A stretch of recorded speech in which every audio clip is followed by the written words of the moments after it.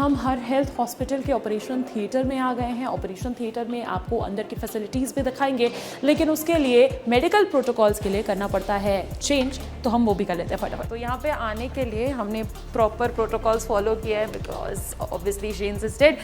तो ये सबसे पहले तो मुझे ये लगता है कुछ पेशेंट यहीं पे लेटता है जी, ये यहाँ पर पेशेंट लेटता है और ये जो आप देख रहे हैं ये रोबोटिक आर्म्स हैं। एक्चुअली ये पेशेंट के अंदर नहीं जाते हैं, पेशेंट के अंदर उसका बहुत छोटा जो टिप होता है वो जाता है। बट ये जैसे हमारे हाथ में दो जॉइंट होते हैं, शोल्डर जॉइंट, एल्बो जॉइंट और रिस्ट जॉइंट। सो ये आर्म एग्जैक्टली वो तीनों जॉइंट्स को रेप्लिकेट करता है। जो रिस्ट जॉइंट है that is inside the patient, but shoulder और एल्बो, सो जैसे हमारे शोल्डर की रेंज ऑफ मूवमेंट्स होती है वो इस जॉइंट में है, जो एल्बो की मूवमेंट्स होती है वो यहाँ पर है। अच्छा, so practically the robot is operating like surgeons hands. तो आप ये डॉक्टर का हाथ है। यस। अब इसमें एक एडवांटेज है कि हमारे तो दो ही हाथ होते हैं और आंखें होती हैं। रोबोट के पोटेंशियली दो और हाथ हो सकते हैं, तो रोबोटिक सर्जरी में मैं 4 हाथों से और 10 गुना मैग्नीफाई करके ऑपरेट कर सकती हूँ। इट्स लाइक कभी कभी डॉक्टर्स को ऐसा होता था कि काश हमारे 4 हाथ होते। अभी ब्रेन एक है, ह्यूमन एक है, नॉट अनदर डॉक्टर, एक ही डॉक्टर के 4 हाथ। अब हम वो भी देखते हैं कि अंदर कैसे आपको दिखता है सब कुछ, तो उसके लिए ये है ना। रोबोट के ना मेनली 3 पार्ट्स होते हैं। यहाँ पर ये सर्जन बैठता है और इसे कमांड सेंटर कहते हैं। यहाँ पर ये जो है ये गिम्बल्स हैं। अच्छा, ये जो दोनों गिम्बल्स हैं, यहाँ पे पैर पे आपको कुछ स्विचेस दिख रहे हैं। ये जो फर्स्ट स्विच है दैट इज द क्लच। तो अच्छा, ये वाला जब हम क्लच को प्रेस करते हैं तो इंस्ट्रूमेंट्स का कंट्रोल हमारे हाथ में आ जाता है, ड्राइविंग जैसे एग्जैक्टली की जाती है। अब ये जो पूरा कंसोल है इसमें 3D विजन है। अच्छा, तो 3D विजन है इसलिए मैं ये 3D गॉगल्स लगा रही हूँ मैं भी लगा लेती हूँ जी। और इसमें ये ट्रैकिंग डिवाइस है, this is a surgeon tracking device, so that device is tracking me. अगर अच्छा। मैं इधर देखूंगी तो इंस्ट्रूमेंट्स फ्रीज हो जाएंगे। अच्छा जी। मतलब फुल अटेंशन, फुल फोकस्ड, ये Correct. भी So- इंश्योर कर रही है मशीन खुद। राइट अब ये आपको इंस्ट्रूमेंट के टिप इसके अंदर दिख रहे हैं। मैंने ये गिम्बल उठाया है क्लच पे पैर रख के जी, और अब इसके ऊपर मैं जो भी मूवमेंट्स करूंगी एग्जैक्टली मेरे इंस्ट्रूमेंट्स के टिप उसको फॉलो करेंगे। अब नॉर्मली हमारे हाथ के जितने मूवमेंट्स होते हैं, हम अंदर और बाहर जा सकते हैं, ऊपर और नीचे जा सकते हैं, हम अपनी रिस्ट को मोड़ सकते हैं दूसरी तरफ भी, ठीक है। तीसरा हम इसको रोटेट कर सकते हैं while going inside. So practically it is called as 8 degrees of freedom, यानी इनसाइड आउटसाइड, ऊपर नीचे, rotation, like the 8 directions. And then you can go in all different directions. So जो सर्जरी कॉर्नर्स में होती है, जैसे पेल्विक सर्जरी है, uterus बीच में रहता है और बीमारी जो है वो कहीं कॉर्नर में छुपी हो सकती है। तो इन मिनिएचराइज्ड हाथों से हम एक्चुअली पेशेंट के अंदर, आप देख सकते हैं कितना ज़्यादा जूम कर पा रहे हैं हम। बिल्कुल। तो हमें एग्जैक्टली अगर यहाँ जाना है तो मैं इसको और ज़्यादा जूम कर सकती हूँ ये। तो एग्जैक्टली जो है हम कहाँ पर प्रॉब्लम है उसको निकाल सकते हैं। डिफ्रेंसिएशन बहुत अच्छा होता है बीमारी और नॉर्मल टिश्यू में, because it is a 3D vision. अब इसमें जो एक्यूरेसी है, आप खुद सोच सकते हैं कि अगर कोई ओपन सर्जरी अपने हाथों से कर रहा है जी, और इतने छोटे इंस्ट्रूमेंट से जब वो ऑपरेट करेगा तो टिश्यू डैमेज जो है वो बिल्कुल मिनिमल होगा।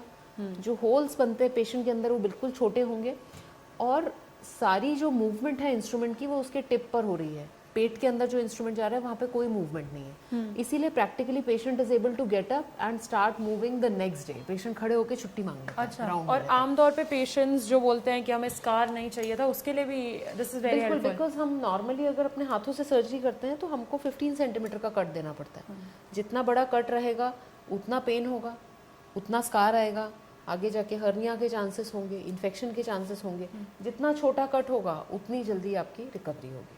और ये रोबोटिक सर्जरी को लेके कैसा रिस्पॉन्स है? मतलब आमतौर पर डॉक्टर और डॉक्टर के हाथ पे तो विश्वास करते हैं पेशेंट्स, लेकिन एक रोबोट उनकी सर्जरी करने जा रहा है, ये जब आप पेशेंट को बताते हैं तो वो डर जाते हैं क्या, या फिर एक्सेप्टिंग? प्रैक्टिकली अब क्या है कि रोबोट को इंट्रोड्यूस हुए 15 से ज़्यादा साल हो चुके हैं, मगर पेशेंट ये अच्छे से समझते हैं कि रोबोट सर्जरी नहीं कर रहा है। Robot is not an autonomous instrument और equipment, robot is working under the directions of the surgeon. अच्छा, सो जो अच्छा सर्जन है वो अच्छा रोबोटिक सर्जन भी होगा, क्योंकि मूवमेंट्स तो आखिर हाथ के ही हैं जो वहाँ पे रेप्लिकेट हो रहे हैं।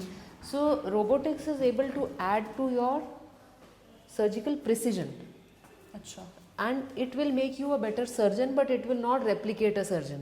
आपने जब ये शुरू किया था अपना प्रोफेशन तब ऐसा कुछ था नहीं या सुना नहीं था, जब ये आ गया है और आप इसमें एक्सपर्ट हो तो आपका एक्सपीरियंस कैसा है वो भी मुझे जानना है। मेरे लिए it is very mind blowing, because अब क्या हो गया है, ये जो स्पेसिफिकली ये वाला रोबोट है, इसमें टेली रोबोटिक्स की फैसिलिटी है।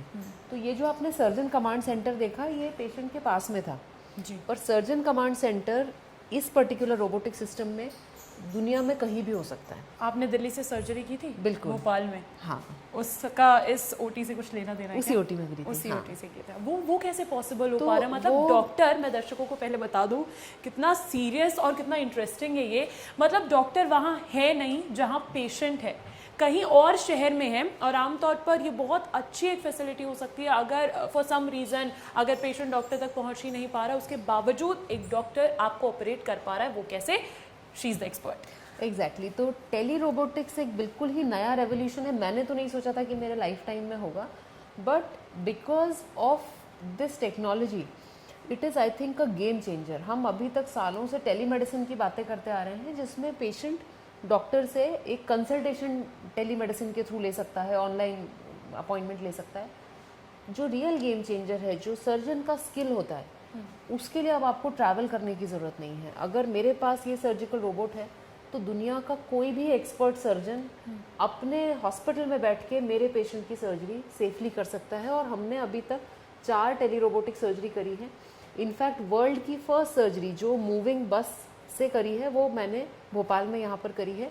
पेशेंट हमारे पास था, मैं बस में थी, बस में कमांड सेंटर से हमने कमांड देके 2 सर्जरीज जो है वो करी है। और ये जो India's first true clear device है, ये क्या है? क्योंकि ये इंडियाज़ सेंट्रल इंडियाज़ फर्स्ट है, central India's first Madhya Pradesh में आपने अगर किया है तो इसके बारे में बताइएगा। क्या होता है, कभी कभी यूट्रस के अंदर कुछ ग्रोथ्स रहती हैं। अच्छा। अब इन ग्रोथ्स को हम पॉलिप कहते हैं, और इसके कारण हैवी ब्लीडिंग, इरेगुलर मेंस्ट्रुएशन, और कई बार पेशेंट को यूट्रस भी रिमूव करना पड़ता है because of the problems because of these.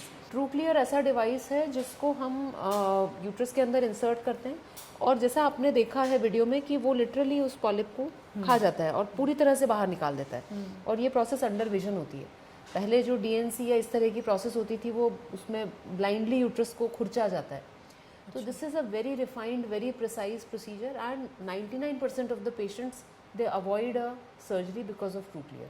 अच्छी बात यह है कि इसमें कोई कट नहीं है, तो आप सुबह आएंगे, आपका सर्जरी या प्रोसीजर होगी और आप शाम को घर जा सकते हैं। अच्छा, क्योंकि अब बहुत कुछ हो रहा है टेक्नोलॉजिकली, इतना एडवांस हो रहा है, तो मैंने देखा हर हेल्थ में ही मैंने पहली बार देखा है ऑनेस्टली कि एक दुर्लभ दर्शन करके VR मैंने एक पेशेंट को पहने हुए देखा है।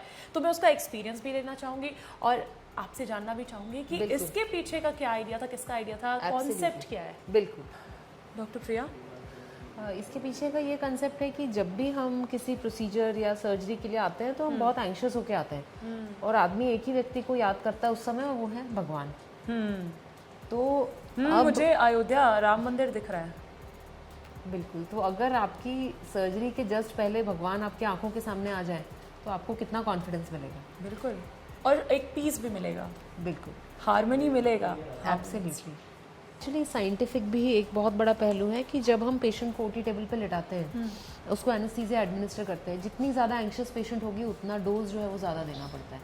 The more relaxed, accepting and happy patient, less will be the dose of anaesthesia that we require, faster will be the recovery.